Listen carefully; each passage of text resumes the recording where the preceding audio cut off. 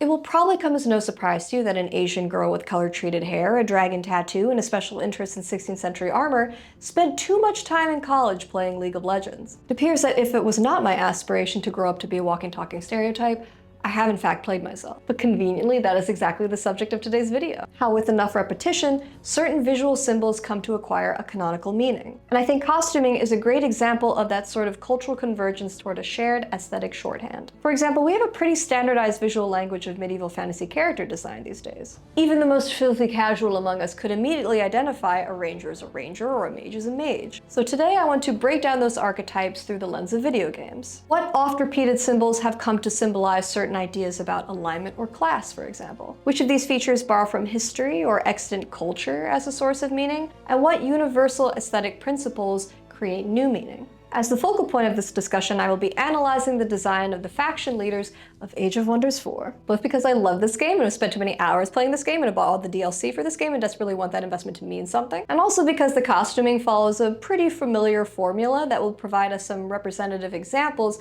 with which to analyze the dominant cliches of this genre. So let's meet our cast. Now I've grouped all 53 pre-made factions into 9 themes: mortal lords, noble warriors, barbarian chic, Asian influence, academic magic, creepy magic, sexy magic, aristocratic ladies, and everybody else, which includes the characters whose designs are a little bit unique and don't fit very easily into the other categories, as well as critters that don't wear clothes because they are dragons. And while there is variation among individuals in each group, I tried to sort them by shared aesthetic characteristics that create the same narrative effect. So without further ado, let's get into it.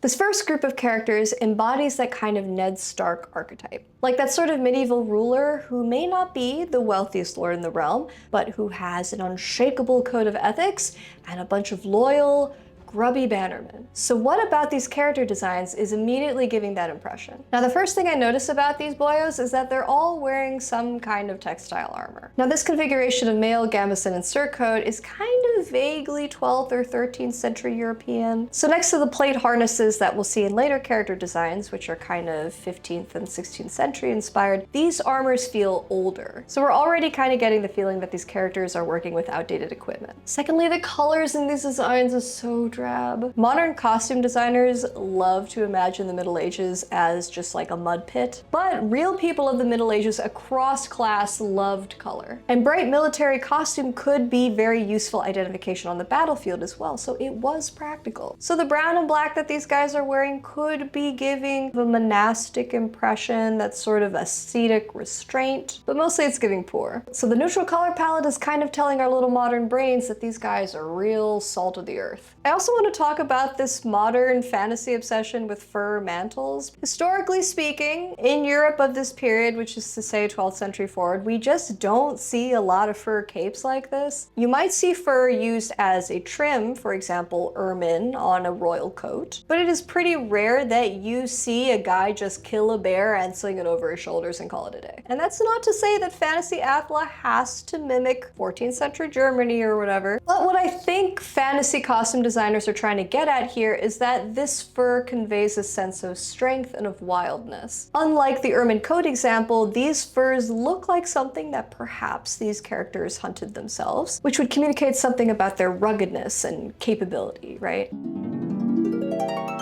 If you'll allow me a little more nitpicking, I also want to talk about Alfred's Besages here. They make no sense with this outfit. So in the development of armor, we see plate elements start to transition in around the 14th century. And plate armor develops first as protective pieces for your rigid joint protection, such as your elbows and your knees, because they're very crunchy. Now Besages, which are those round discs that cover the armpit, develop a lot later, relatively speaking. It's just one of those small areas that between your pauldrons, your breastplate, and your rear brace might still be left open because you need that mobility in your arms. It's really hard to cover this area completely. Anyways, it just makes no sense that if you were to choose one piece of plate armor to supplement the rest of your textile kit, you would pick Besages. There are so many other vulnerable points I would not pick the armpits first. But that's just me, because I like my knees. I also want to pick on the studs in his surcoat real quick, because those studs would be rivets in a proper historical context, and those rivets would be there for a reason. You see rivets on armors like Brigandine, for example, because it is attaching metal plates to that fabric exterior. So it would then follow that there are metal plates on the back of the surcoat. And it is plausible. It just wasn't really done in 13th century Europe, which is what his kit is roughly based on. And further, the drape of this garment suggests to me that it is not, in fact, weighted down by hundreds of plates. And again, that's not to say that every fantasy design has to approximate a real life object, but I think it is incumbent on a fantasy designer to understand what their visual choices mean so that they can craft a richer material culture for their fictional worlds. Speaking of rich material culture, I love that they went with the Lady Dwarves have beards canon. Flavorful. And speaking of flavor, isn't this man just the most precious creature you've ever seen? His name is Hambinger, and he is the leader of the wholesome halflings. We must protect him at all costs. I'm not generally someone who loves the chokehold that Tolkien mythology has on all of modern fantasy, but if it allows us to have Hambinger and his fluffy little toes, I am here for it. But let's move on to our next category. Here I've grouped together basically everyone wearing plate armor. Even that single costume choice alone conveys so much meaning. Because of its proximity to modern romantic ideas of knighthood, plate armor itself has come to represent values like honor, valor, strength. So characters wearing harness tend to come across as very authoritative, noble, and skilled warriors. Also, the fact that half these guys are in the parade rest position with their chest out and their shoulders retracted and their hands behind the back also gives the impression of dedication to duty, respect, and order. Now, as I touched on a little bit earlier, these armors are much later in period than the gambesons we saw before. This is really inspired by 15th and 16th century cuirasses, though they're making some very typical fantasy armor mistakes, such as placing the tassets on the side of the hip rather than on the front of the thigh, which is just very silly because when you think even a moment about it, when you're facing an opponent, you are going to be stabbed in the front. And also those really exaggerated pauldrons that have those really big outcroppings. There is a historical appendage to the pauldron called the hot piece that did become quite tall and ornamental in the 16th century. However, it never made this kind of like tunnel that you see in these fantasy designs. It's kind of like a little stab me cave, you know? Also, does it totally make sense that these are mounted units and yet aren't wearing cuisses? The thighs are in fact a very stabbable piece of the body when you are riding a horse. Speaking of horse armor, a shared oversight that I'm seeing among all of these designs is this gap between the pectoral and sort of like the side flank protection. This is kind of an important part of the horse to protect. So it seems very silly that you would leave this juicy piece of the shoulder exposed.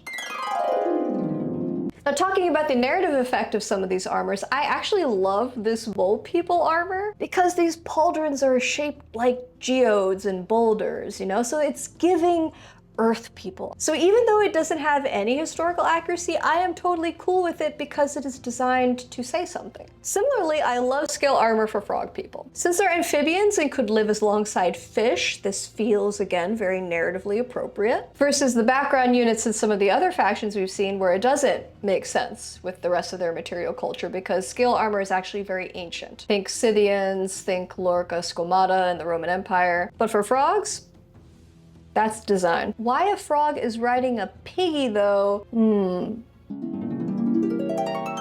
I love this guy's breastplate too because it has this kind of organic, water feeling look to it. And it's reminiscent of the work of Filippo Negroli in the 16th century, like these really beautiful repoussé armors.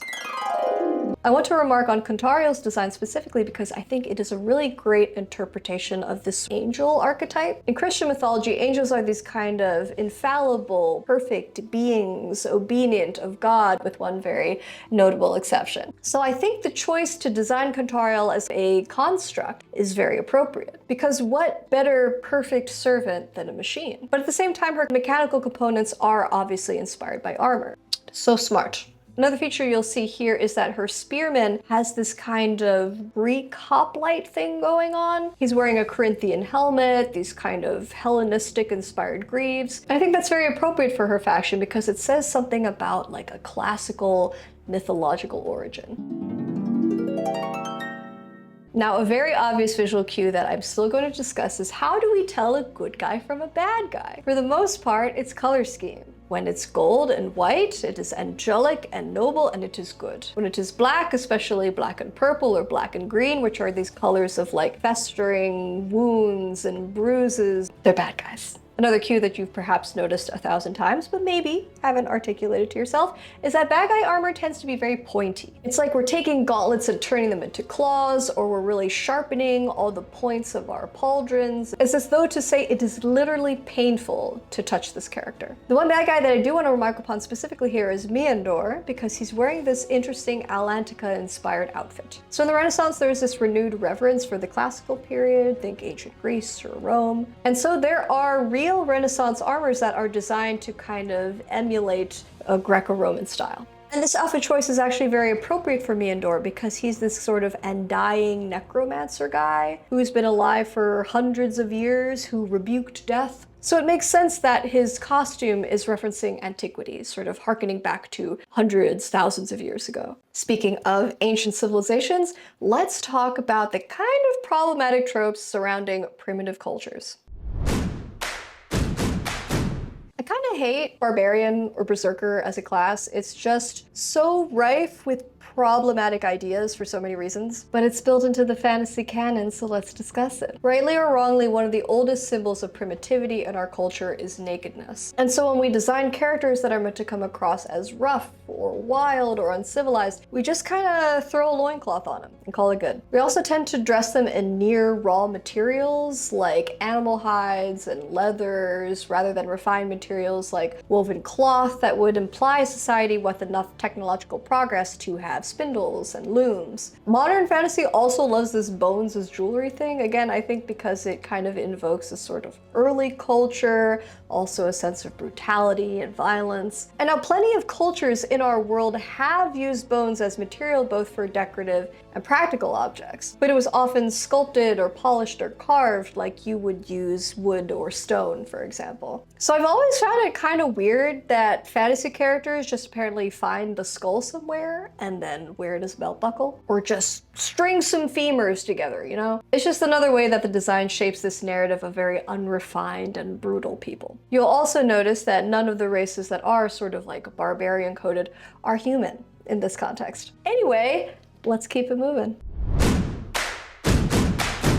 Now, all 5 of the factions in this category are from the Ways of War DLC, which is pretty explicitly inspired by Chinese and Japanese culture. First of all, the 2 races introduced in this DLC are very firmly rooted in Asian folklore. You can see that the Ogrekin are very heavily based on the Japanese demons called Oni. Skodiru's mount is also kind of just a Kirin, like a Japanese unicorn. Meanwhile, the Simians are no doubt inspired by Sun Wukong, or the Monkey King, who is the main character of the historic 16th century Chinese novel Journey to the West. It is a Buddhist text, and I think you can see some of that influence, particularly in Aya the Enlightened's design, with that sort of exaggerated bindi she and her followers are wearing, like suggesting that third eye. And their costumes take some liberties, but still pretty strongly suggest an Asian influence. For example, the conical hat on the scout is incredibly common across a multitude of Asian cultures. Their armor is kind of a mishmash of European and Japanese styles, with these shoulder elements kind of constructed like sode, but with this thigh protection that looks a lot more like 16th century European cuisses than the Japanese haidate. Now, these greaves are interesting because I don't know of any culture that articulated their shin protection like this, because your shins don't move, so you wouldn't need to. Now, Japanese shin protection, or the tsuneate, is attached laterally rather than vertically overlapped like this. So it's kind of just straight fantasy. But these rope elements across the character designs are very Japanese feeling, because rope is a very common element in the religious context with the Shimenawa and Shinto shrines, for example, as well as in a lot of historical Japanese fashion. But I love how even without really saying it, they immediately evoked that kind of cultural context with these visual choices. Now that we've mostly covered our warriors, let's move on to some magic users.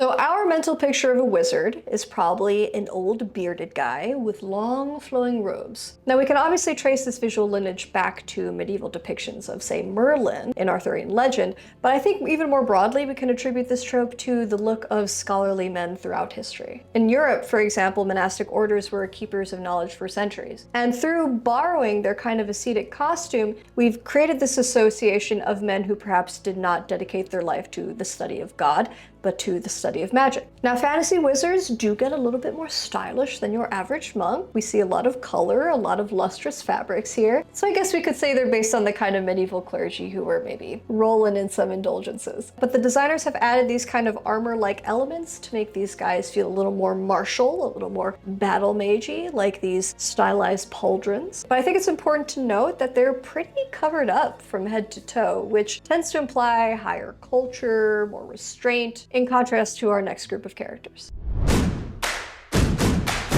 Turns out if you want to design a creepy wizard or a shaman, you make them wear a bunch of feathers and take their shirt off. In this group, we're still seeing a lot of the long skirts, but similar to the barbarian category, we're adding animal parts like feathers, furs, and bones to inject a sense of natural energy, and many native regalia include feather elements. We do have plenty of association between spooky birds like crows and the occult, with their relationship to ancient deities like the Morrigan from Celtic mythology, or Odin's ravens Hugin and Munin from Norse tradition. And once again, these characters are showing more skin, perhaps to make them feel a little more ungoverned by polite society. A choice which is exaggerated even further in the next category.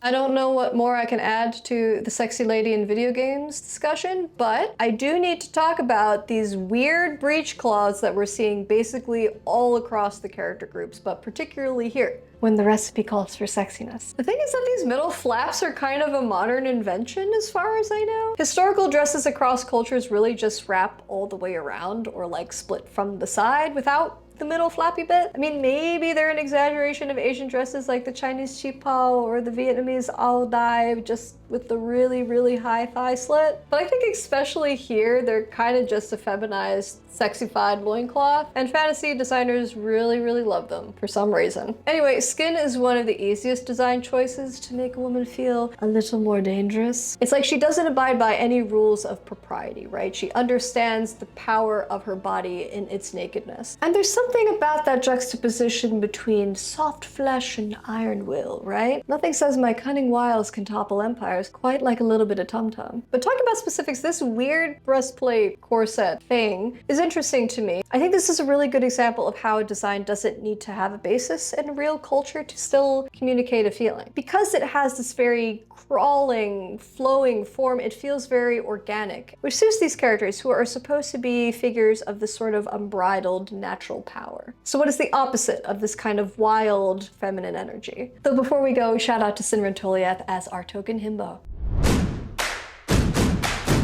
There aren't very many of these characters, but I felt they merited a category of their own as a representation of the kind of powerful femininity that feels aligned to order rather than to chaos. Just the fact that their dresses actually cover their bodies communicates a sense of discipline, refinement, and restraint, even when you are a frog with inexplicable boobs. Like the wizard category, the designers have added a few martial elements here, like these pauldrons, the giant sword, the gorget-inspired neck piece. But I appreciate that there is a category of female characters that rules by regal bearing rather than through the power of an exposed calf. We've only got one more category to go, so let's just really quickly talk about our miscellaneous leaders. Now we have two pretty stereotypical elf designs here.